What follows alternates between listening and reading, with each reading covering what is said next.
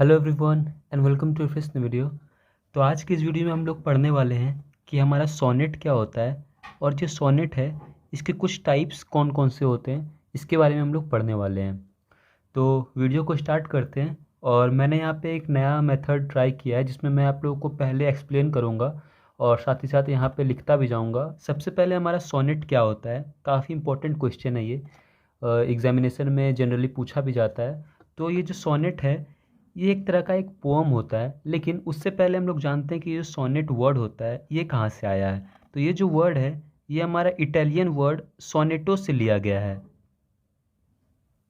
Sonetto जिसका कि meaning होता है लिटिल सॉन्ग, यानी एक छोटा सा गीत। तो हम लोग जान रहे हैं यहाँ से कि जो सोनेट है इसका मतलब होता है छोटा सा गीत। अब गीत या फिर गाना हम लोग बोल सकते हैं। तो गीत या फिर गाना जो होता है वो काफ़ी मधुर होता है। मधुर क्यों होता है? क्योंकि वो जो होता है संगीत के कुछ अपने नियमों का पालन करता है, जैसे कि कुछ स्पेसिफिक राग होते हैं, उसमें ताल होते हैं। तो अपने अपने नियम को उसी प्रकार से इंग्लिश लिटरेचर में जो पोअम होते हैं उसका जो नियम होता है उसे हम लोग बोलते हैं राइमिंग स्कीम। तो ये एक स्ट्रिक्ट राइमिंग स्कीम को फॉलो करता है, तभी क्योंकि क्योंकि गीत मधुर होता है। उसी प्रकार से सोनेट भी क्योंकि एक तरह का गीत ही है तो ये भी मेलोडियस तो होगा ही, मेलोडियस। और मेलोडियस होने के लिए एक स्ट्रिक्ट राइमिंग स्कीम होना चाहिए, इसका राइमिंग स्कीम। तो अगर हम लोग और साथ ही साथ ये सोनेट को हम लोग बोल सकते हैं एक type of poem, poem song या फिर लिरिक्स कुछ भी। लेकिन यहाँ पे जो रूल है वो है कि इसमें जो पोअम होना चाहिए वो बस 14 लाइन्स का ही होना चाहिए। अगर 14 से कम या ज़्यादा हुआ तो वो सोनेट नहीं कहलाएगा। तो अगर हम लोग को सोनेट को डिफाइन करना हो तो एक लाइन में हम लोग क्या डिफाइन करेंगे कि it is a type of pome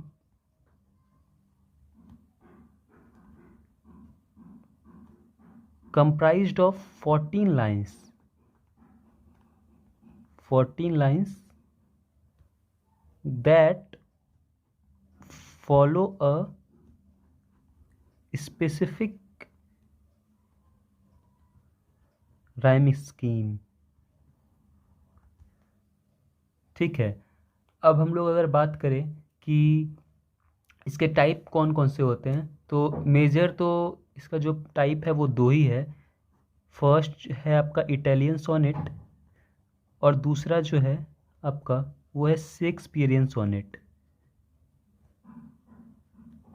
हालांकि हमारा जो इटालियन सोनेट है इसे हम लोग पैट्रियार्कियन सोनेट के नाम से भी जानते हैं, तो ये आप लोगों को ध्यान में रखना है।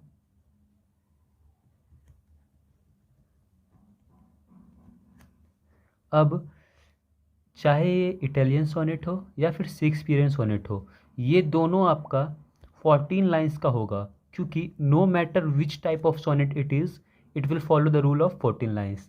ठीक है। अब अगर हम लोग बात करें इटालियन सोनेट की कि इटालियन सोनेट की क्या खासियत होती है, तो ये भी मैंने आप लोगों को बता दिया कि ये 14 लाइन्स का ही होता है। तो इसमें जो फर्स्ट 8 लाइन्स होते हैं, फर्स्ट 8 लाइन्स उसे हम लोग बोलते हैं ऑक्टेव। और क्योंकि 14 लाइन्स होते हैं तो 8 लाइन्स प्लस 6 लाइन्स, यहाँ पे लाइन्स होगा तो 8 6 हमारा 14 हो जाएगा। तो ये होता है सेस्टेट या फिर हम लोग बोलते हैं सेट सेसेट इससे। तो ये टोटल 14 लाइन्स हो गए। तो जो पहला 8 लाइन होता है उसे हम लोग ऑक्टेव बोलते हैं और लास्ट का जो 6 लाइन होता है उसे सेसेट बोलते हैं इटालियन सोनेट में। बात करें अगर राइमिंग स्कीम की, यहाँ पे आप लोग मेंशन कर सकते हो यहाँ पे राइम स्कीम। तो ये आपका होता है ऑक्टेव का, यानी कि पहले 8 लाइन का ए बी बी ए और फिर ए बी बी ए। और बात करें हम लोग सेसेट की तो ये होता है सी डी ई और फिर C D C and C D सी।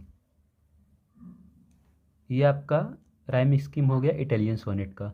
उसी प्रकार से अगर शेक्सपियरियन सोनेट की हम लोग बात करें तो इसमें जो होता है 4 ग्रुप्स में डिवाइडेड होता है। 14 लाइन्स डिवाइडेड into 4 ग्रुप्स। जिसमें से फर्स्ट जो 12 लाइन्स होते हैं वो क्वाइट्रन होते हैं, यानी कि 3 क्वाइट्रन होते हैं। एक क्वाइट्रन में हमारा 4 लाइन होता है, तो 4 × 3 आपका हो गया 12 लाइन्स। बाकी 2 लाइन बचे, वो एक कपलेट में होता है 2 लाइन्स, 2 लाइन्स। टोटल हमारे हो गए 14 लाइन्स। तो हमारा जो इटालियन सोनेट है उसमें पहला 8 लाइन्स जो होता है हमारा, उसे ऑक्टेव बोलते हैं, लास्ट के 6 लाइन को सेसेट बोलते हैं। और फिर हमारा शेक्सपियरियन सोनेट में जो 14 लाइन्स होते हैं वो 4 ग्रुप्स में डिवाइडेड होते हैं, जिसमें से 3 जो ग्रुप होता है वो 3 क्वार्टरन में डिवाइडेड होता है, यानी कि हर ग्रुप हर एक क्वार्टरन में, और एक क्वार्टरन में हमारा 4 लाइन होता है, तो 3 क्वार्टरन में हो गया आपका 12 लाइन्स। और फिर 2 लाइन जो बचते हैं उससे हम लोग बोलते हैं कपलेट, यानी कि एक कपलेट। तो और इसकी राइमिंग स्कीम की अगर बात करें हम लोग, राइम स्कीम की, तो ये आपका होता है A B C D E F और फिर जी। ये आपका होता है शेक्सपियरियन सोनेट का राइमिंग स्कीम। तो यहाँ तक जो था ये आपको याद रखने की चीज़ें थी आपकी मेनली, ये आप लोगों को एग्जामिनेशन में ज़रूर से ज़रूर मेंशन करनी है। तो ये हमारा हो गया सोनेट्स के ऊपर और सोनेट्स के टाइप्स के ऊपर। अब एग्जामिनेशन में एक और क्वेश्चन इसी के साथ रहेगा कि describe any one sonnet prescribed in your syllabus. तो हमारे जो सिलेबस है उसमें poor soul the centre of my sinful earth करके एक सोनेट है, उसे आप लोग डिस्क्राइब कर सकते हो। ये शेक्सपियर के द्वारा लिखी गई है, और शेक्सपियर के जो मोस्ट फेमस है ना 154 सोनेट्स, उन्हीं में से एक है। तो इसके बारे में मैं आप लोग को थोड़ा सा डिस्क्राइब कर देता हूँ। कुछ लाइंस मैंने यहाँ पे लिखी है उस सोनेट की। Painting thy outward walls so costly gay, why so large cost having so short a lease, dost thou upon thy fading mansion spend. यानी कि पोएट ये कहना चाह रहे हैं कि हम लोग आउटर ब्यूटी पे इतना क्यों खर्च करते हैं, जबकि हमारा सोल जो होता है वही प्योर होता है। आगे मैंने यहाँ पे लिखा है poor soul deals with the distinction between the soul and the body. तो इसका जो थीम है वो शरीर और आत्मा के बीच में की जो डिस्टिंक्शन है, अंतर है, उसे बताती है। It is a spiritual poem, आध्यात्मिक पोएम है, ये कविता है। Giving emphasis on enrichment of soul with divine knowledge. इसमें पोएट ने कहा है कि कैसे हम लोग को सोल को नॉलेज से इनरिच करना चाहिए, नॉलेज प्राप्त करना चाहिए। क्यों? क्योंकि that shall be ever lasting, क्योंकि अंत तक वही रहेगा। पैसा या फिर आउटवर्ड खुशियाँ अंत तक नहीं रहेगी, जबकि अगर हम लोग नॉलेज ज्ञान को प्राप्त करते हैं तो वो अंत तक हमारे साथ रहेगा। और इस पोअम में initially the soul is called poor, poem का नाम भी है पुअर सोल द सेंटर।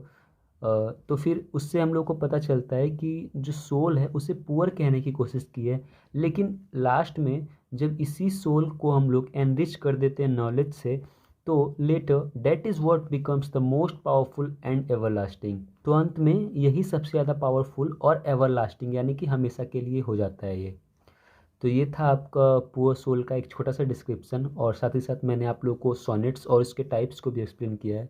तो ये वीडियो आपको कैसा लगा प्लीज़ कमेंट करके बताएं। And thank you so much for watching.